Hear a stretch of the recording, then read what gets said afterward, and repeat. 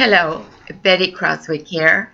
It's been a long, hot day here in British Columbia, and it's been a long, hot day in the international banking system surrounding Greece. But the title of my post today is, Are Your RRSPs Safe in Canadian Banks? And the short answer is no. But before I get into this, I would like to just briefly touch on last week's post when I said that $10,000 seemed to be a good amount that would be safe in Canadian deposits in case there was a banking meltdown. However, some of my viewers said, oh, wait a minute, the Canadian government insures individual deposits up to $100,000, and that's true. That's the way it has been in the past. But again, that was then, and this is now, and there's been some new rules around what a bail-in might look like. And the first one who alerted me to this possibility of people messing around with your bank accounts to fill in gaps in the banking system was Neil MacDonald, CBC correspondent from the Washington Bureau. And he told me in a posting on CBC back in April 2013, in talking about the Cyprus meltdown that really put a lot of people in jeopardy financially because the banks just went in and took their money, some of their monies that they felt they had a right to do this. And MacDonald was a little worried about this, and he expressed this in his post. And he said, it boils down to this. Ottawa is contemplating the possibility of a Canadian bank failure and the same sort of pitiless prescription that was imposed on Cyprus. That is, the prescription was the banks just took people's deposits in Cyprus as whatever they felt that they could get by with out of personal deposits. While officials in Ottawa are playing down the possibility of a raid on bank accounts of ordinary Canadians, they chose not to include that guarantee in the budget language. This is what bothers me a great deal, because I've been hanging around courts in British Columbia for a long time, and I've learned that if something isn't in the record in an official way in the courts, it doesn't exist. It has to be part of the record. And the same true of governments. If they're faced with if they're faced with lawsuits, they want their language to reflect what they can get by with in the courts too. And so if it's not in the record, it doesn't exist. And our Canadian people's guarantees on their deposits, in my opinion, reflects the language that wasn't put in to the bail-in new rules in the Harper government's budget.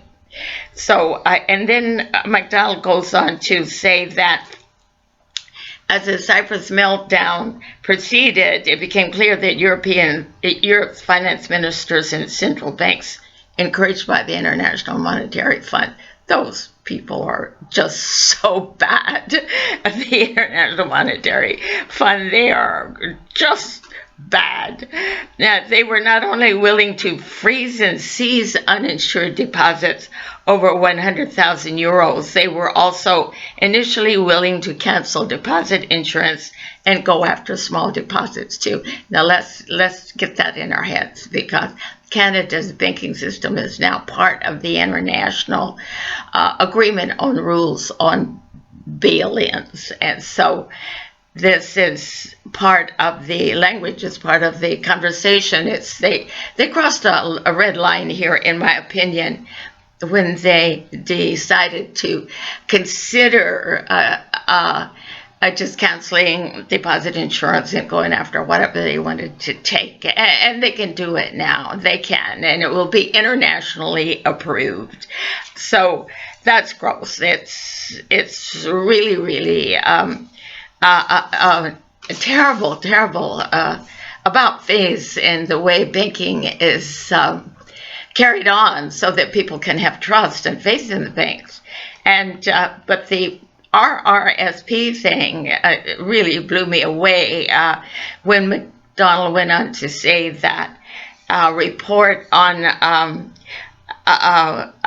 remarks by Craig Alexander, who's chief economist at TD Canada Trust, who said that this kind of a system would make banks stronger as a bailing system. Of course it would. It'd make them a lot stronger. They'd have everybody's money. But about the RRSP, Alexander also noted that many Canadians believe, mistakenly, that their RRSPs and other holdings are safe and insured up to the $100,000 threshold. They don't realize that government bonds as well as stocks and mutual funds are among the investments that don't qualify for CDIC insurance. So your RRSPs are not insured, and this is gross. It's a crime. It's a shame. The Harper government just should be so embarrassed. Because here we have the government and the banks encouraging people to use their RRSPs, put their money in there, and most Canadians don't realize that money is not insured. But there's another little issue that I would like to bring out before I close, and that's about all of the people that are deserting Stephen Harper's government. These are top-notch people who have helped support the government, have done Harper's bidding. We have to do Harper's bidding, but still at this, they seem to do this willingly. Why are they all departing? Why are they all feeling this homing pigeon sort of pull? They all have to go home. And suddenly their families need them enormously. They must come home. And never mind that old government. We need you at home. Well, I don't mean to make fun of this because I know the family needs help. All families do. But nevertheless, I find it very strange that so many of them are doing this before the next election. And I'm wondering, do they know something we don't know? Do they have some sort of a knowledge that something might be coming down relatively soon in the banking system, and they want to be far away from Stephen Harper? I don't know. Who does know? Anyway, until next time, thanks for listening. And I want to thank my producer, Marion Croswick, and my text editor, Peter Miller. Thank you. Bye.